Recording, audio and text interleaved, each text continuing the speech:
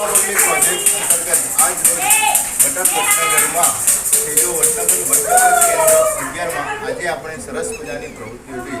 આજની પ્રવૃત્તિ ખોરાક.